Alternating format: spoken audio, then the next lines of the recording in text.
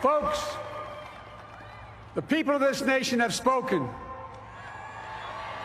They've delivered us a clear victory, a convincing victory, a victory for we the people. We've won with the most votes ever cast on a presidential ticket in the history of the nation. 74 million.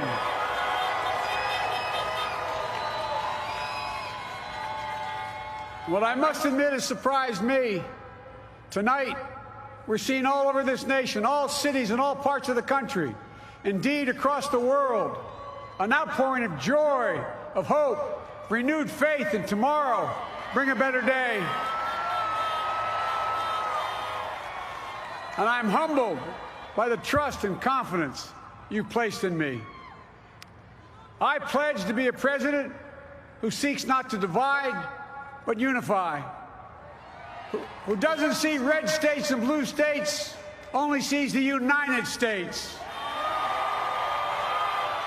and work with all my heart, with the confidence of the whole people, to win the confidence of all of you. And for that is what America, I believe, is about. It's about people, and that's what our administration will be all about. I sought this office to restore the soul of America, to rebuild the backbone of this nation, the middle class, and to make America respected around the world again, and to unite us here at home.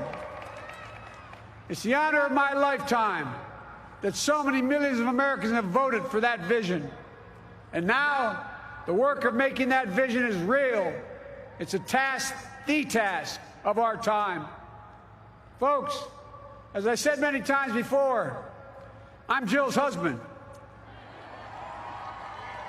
And I would not be here without her love and tireless support of Jill and my son Hunter and Ashley, my daughter, and all our grandchildren and their spouses and all our family.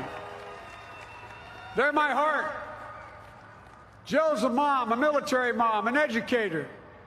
And she has dedicated her life to education. But teaching isn't just what she does, it's who she is. For American educators, this is a great day for y'all. You're going to have one of your own in the White House. And Jill's going to make a great First Lady. I'm so proud of her.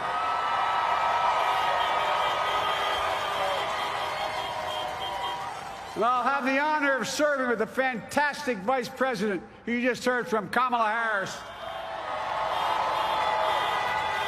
who makes history as the first woman, first black woman, the first woman from South Asian descent, the first daughter of an immigrant ever elected in this country. Don't tell me it's not possible in the United States. It's long overdue. And we're reminded tonight of those who fought so hard for so many years to make this happen.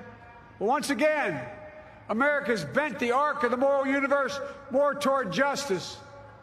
Kamala, Doug, like it or not, your family, you become an honorary Biden. There's no way out.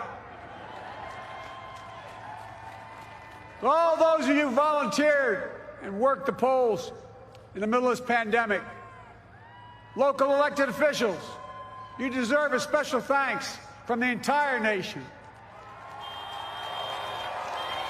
And to my campaign team and all the volunteers and all who gave so much of themselves to make this moment possible, I owe you. I owe you. I owe you everything. And to all those who supported us, I'm proud of the campaign we built and ran. I'm proud of the coalition we put together, the broadest and most diverse coalition in history. Democrats, Republicans, independents, progressives, moderates, conservatives, young, old, urban, suburban, rural, gay, straight, transgender, white, Latino, Asian, Native American. I mean it, especially those moments, and especially those moments when this campaign was at its lowest ebb, the African American community stood up again for me. You've always had my back, and I'll have yours. I said at the outset, I wanted to represent this campaign to represent and look like America. We've done that. Now that's what I want the administration to look like and act like. For all those of you who voted for President Trump, I understand the disappointment tonight. I've lost a couple times myself. But now, let's give each other a chance.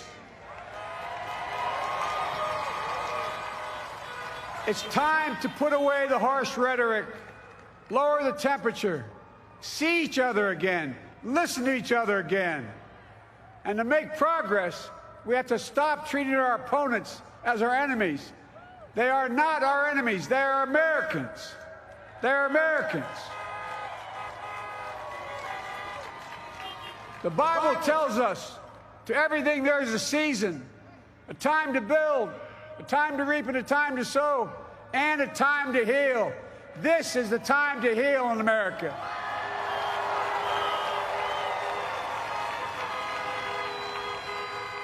Now this campaign is over. What is the will of the people? What is our mandate? I believe it's this. Americans have called upon us to marshal the forces of decency, the forces of fairness, to marshal the forces of science and the forces of hope in the great battles of our time.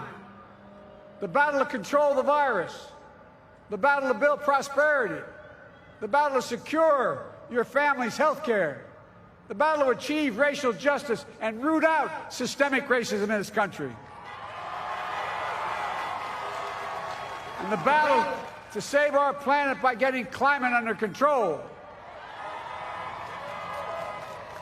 the battle to restore decency, defend democracy, and give everybody in this country a fair shot. That's all they're asking for, a fair shot.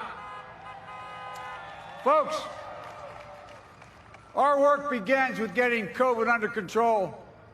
We cannot repair the economy, restore our vitality, or relish life's most precious moments, hugging our grandchildren, our children, our birthdays, weddings, graduations, all the moments that matter most to us until we get it under control. On Monday, I will name a group of leading scientists and experts as transition advisors to help take the Biden-Harris COVID plan and convert it into an action blueprint that will start on January the 20th, 2021. That plan will be built on bedrock science. It will be constructed out of compassion, empathy, and concern. I will spare no effort, none, or any commitment to turn around this pandemic. Folks, I'm a proud Democrat, but I will govern as an American president. I'll work as hard for those who didn't vote for me as those who did. Let this grim era of demonization in America begin to end here and now.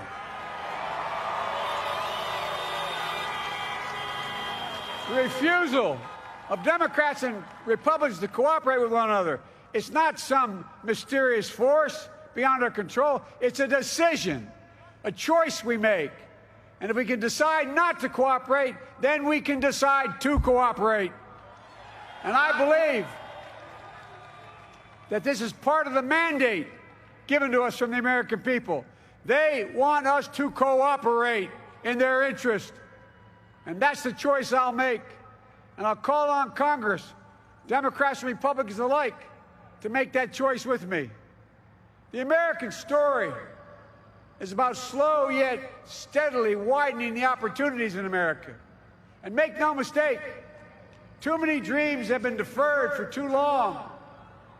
We must make the promise of the country real for everybody, no matter their race, their ethnicity, their faith, their identity, or their disability. Folks, America has always been shaped by inflection points, by moments in time where we've made hard decisions about who we are and what we want to be. Lincoln in 1860, coming to save the Union. FDR in 1932, promising a beleaguered country a new deal. JFK in 1960, pledging a new frontier. And 12 years ago, when Barack Obama made history, he told us, yes, we can. Well, folks, we stand at an inflection point. We have an opportunity to defeat despair, to build a nation of prosperity and purpose. We can do it. I know we can. I've long talked about the battle for the soul of America. We must restore the soul of America. Our nation is shaped by the constant battle between our better angels and our darkest impulses. And what presidents say in this battle matters. It's time for our better angels to prevail. Tonight, the whole world is watching America. And I believe at our best, America is a beacon for the globe. We will lead not only by the example of our power, but by the power of our example. I've always believed, many of you heard me say it, I've always believed we can define America in one word: possibilities. That, in America, everyone should be given an opportunity to go as far as their dreams and God-given ability will take them. You see, I believe in the possibilities of this country. We're always looking ahead to an America that's freer and more just, ahead to an America that creates jobs with dignity and respect, ahead of America that cures diseases like cancer and Alzheimer's, ahead to an America that never leaves anyone behind, ahead of America that never gives up, never gives in. This is a great nation. It's always been a bad bet to bet against America. We're a good people. This is the United States of America, and there's never been anything we've been not able to do when we've done it together. Folks, in the last days of the campaign, I began thinking about a hymn that means a lot to me and my family, particularly my deceased son, Bo. It captures the faith that sustains me and which I believe sustains America. And I hope it can provide some comfort and solace to 230,000 Americans who've lost a loved one to this terrible virus this year. My heart goes out to each and every one of you. Hopefully this hymn gives you solace as well. And it goes like this: and he will raise you up on eagle's wings, bear you on the breath of dawn, and make you to shine like the sun, and hold you in the palm of his hand. And now together, on eagle's wings, we embark on the work that God and history have called upon us to do, with full hearts and steady hands, with faith in America and in each other, with love of country, a thirst for justice. Let us be the nation that we know we can be, a nation united, a nation strengthened, a nation healed. The United States of America, ladies and gentlemen, there's never been anything we've tried we've not been able to do. So remember, as our grandpapa used to say when I walked out of his home when I was a kid up in Scranton, he said, "Joey, keep the faith." And our grandmother, when she was alive, she yelled, "No, Joey, spread it.